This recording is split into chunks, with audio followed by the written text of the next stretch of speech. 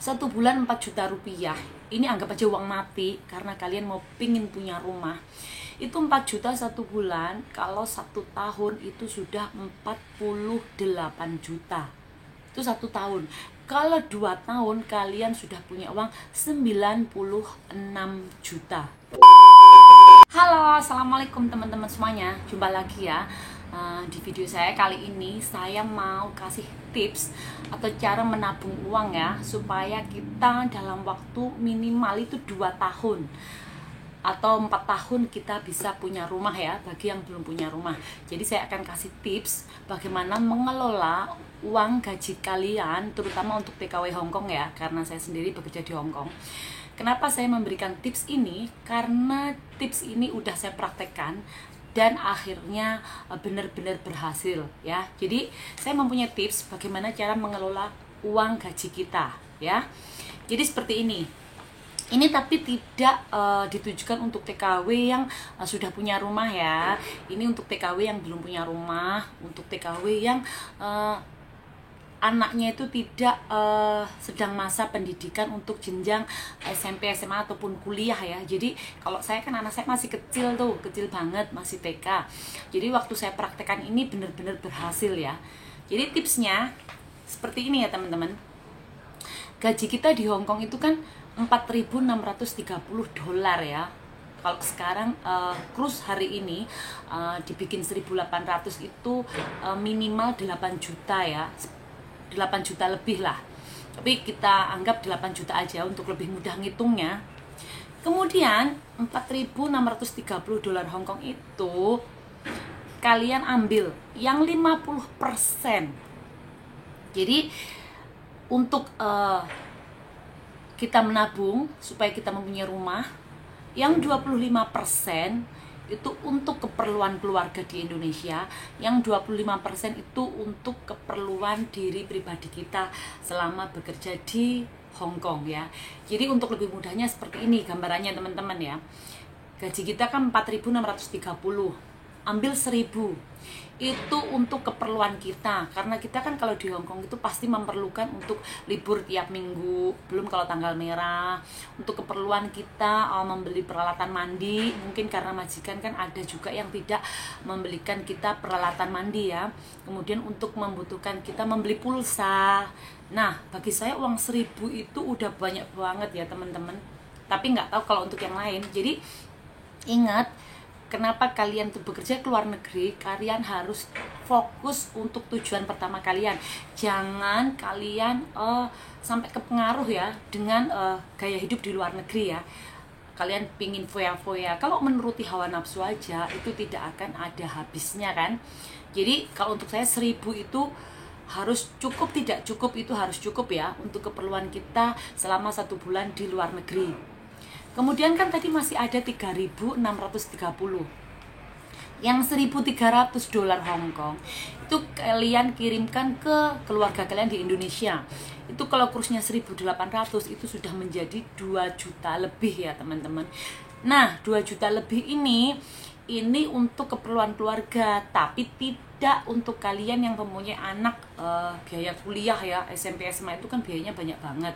Ini saya mengambil contoh saya sendiri karena anak saya masih kecil, jadi belum memerlukan biaya pendidikan yang cukup banyak, dan uang 2 juta itu untuk keluarga sudah sangat-sangat banyak ya. Kemudian sisanya kan masih ada 2.300 lebih dolar Hongkong. Itu kalian kruskan, kalian tabung, itu 1 bulan dibikin rata-rata minimal 4 juta rupiah.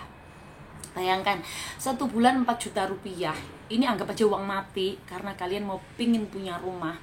Itu 4 juta 1 bulan, kalau 1 tahun itu sudah 48 juta. Itu 1 tahun. Kalau 2 tahun kalian sudah punya uang 96 juta. Kalian bayangkan 96 juta untuk kalian yang pingin punya rumah. Kalau kalian yang sudah punya tanah, mungkin pemberian orang tua atau tanah kalian yang sudah beli, kalian seharusnya sudah mulai membeli bahan bangunan, mencicil untuk membangun rumah. Karena uang 96 juta itu sudah bisa membuat pondasi rumah ya teman-teman, minimal. Tapi kalau untuk kalian yang belum punya tanah, minimal uang 96 juta itu dalam waktu 2 tahun itu kalian harus sudah mempunyai sebidang tanah di mana kalian ingin membangun rumah. Di situ juga kalian bisa mulai mencicil untuk membeli tanah ya. Nah, kalau kalian kontrak lagi yang kedua, kalian bayangkan kalian akan mendapatkan tambahan lagi 96 juta. Atau kalau yang tadinya itu uang kontrak pertama 96 juta itu kalian belum gunakan, maka untuk kontrak kedua 4 tahun kalian akan mempunyai tabungan itu 192 juta. Dan bagi saya 192 juta itu kalau untuk ukuran rumah yang sederhana aja, kalian itu udah harusnya bisa dan mampu untuk mempunyai sebuah rumah ya.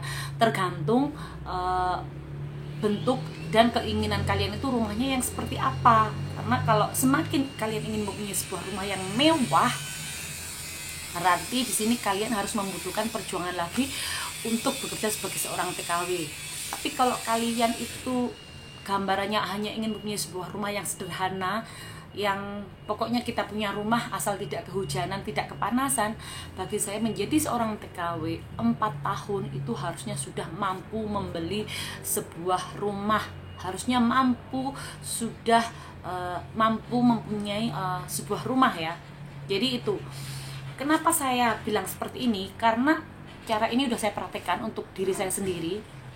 Saya bekerja di Hong Kong, kebetulan saya mempraktekkan itu dan benar-benar itu bisa menjadi sebuah kenyataan ya teman-teman. Akhirnya saya mampu membeli sebuah rumah seperti ini.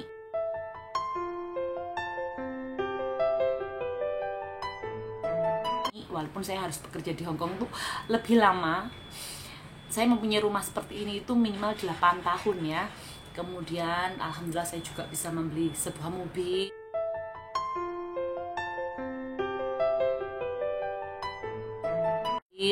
Itu juga hasil jerih payah saya sebagai seorang TKW.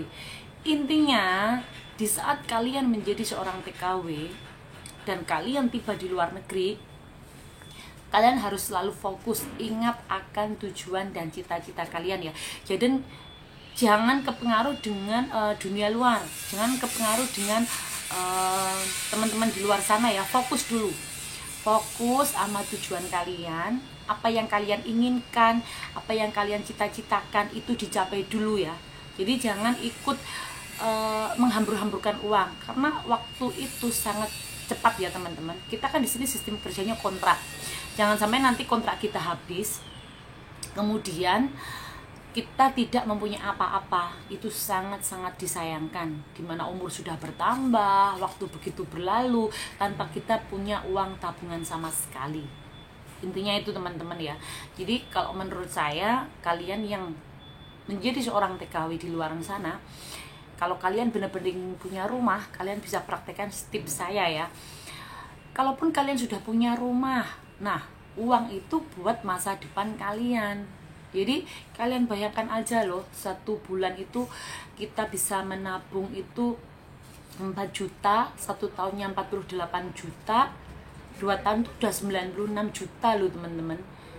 Nah, kalau sampai kalian tidak bisa mempunyai apapun itu hanya demi karena kalian di luar negeri itu biasanya gengsi kan, keikut teman beli baju yang bermerek, sering gonta-ganti HP, barang elektronik, itu bagi saya sangat-sangat merugi ya. Karena memang tujuan kita itu menjadi seorang TKW, benar-benar yang pertama, kebanyakan rata-rata dari kita semua itu pasti 80% pasti pingin punya rumah. Yang kedua, kenapa kalian menjadi TKW? Pasti kalian ingin memperbaiki ekonomi keluarga. Yang ketiga, pastinya untuk masa depan kalian sendiri. Jadi nggak mungkin kan kita jadi TKW itu untuk seterusnya, untuk selamanya, ya kan? Untuk sementara, karena pada dasarnya kita pun akan kembali ke tanah air kita, kembali ke kampung halaman kita, dan kumpul kembali bersama keluarga kita, ya kan? Jadi untuk kalian semuanya, mbak-mbaknya, mas-masnya yang di luar sana mungkin ya yang sedang melihat video saya, kenapa saya berani bilang seperti ini? Karena memang saya sudah mempraktekkan bagaimana saya mengelola uang saya sendiri, sehingga saya mampu dan saya bisa mencapai apa yang saya inginkan. Tapi ingat, kalian harus benar-benar fokus, jangan terpengaruh hidup dengan gaya hidup di luar negeri ya. Jangan terpengaruh dengan teman-teman kalian yang di luar sana, yang ada nantinya cuma penyesalan. Nggak apa-apa kita dibilang, Nora di luar negeri jadi TKW bajunya itu aja, nggak apa-apa. Dibilang itu ndeso sekali di luar negeri, HP-nya nggak yang modern atau yang gimana gitu ya, nggak apa-apa, asalkan kita di Indonesia, kita punya rumah, kita punya apapun untuk masa depan kita harus bangga ya. Jadi itu tips dari saya, semoga bermanfaat untuk kalian semuanya yang di luar sana yang sekarang menjadi seorang TKW. Semoga apa yang kalian cita-citakan itu tercapai, semoga apa yang kalian inginkan itu bisa terpenuhi. Jangan lupa ya, kalian harus selalu punya niat dalam hati, dibarengan dengan usaha. Jangan lupa untuk selalu berdoa ya. Jadi sekian saja video dari saya, semoga bermanfaat, dan terima kasih yang udah subscribe dan melihat video ini. Semoga kalian semuanya selalu diberikan murah rezeki, panjang umur, dan diberikan senantiasa kesehatan. Wassalamualaikum warahmatullahi wabarakatuh.